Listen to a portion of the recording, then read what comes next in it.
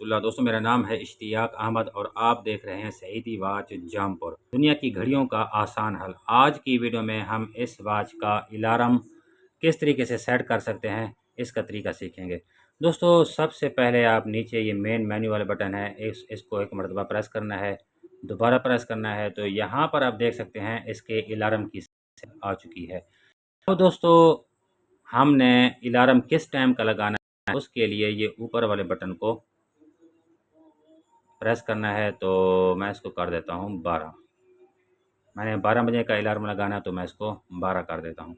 अब दोबारा नीचे वाले बटन को प्रेस करेंगे तो यहाँ से आप मिनट्स को भी सेट कर सकते हैं। यहाँ से आप 15, 20, 30 अपनी मर्ज़ी के मुताबिक जो अलार्म आप लगाना चाहते हैं वो आप यहाँ से सेट कर सकते हैं। इसको 30 कर देता हूँ, ये किया।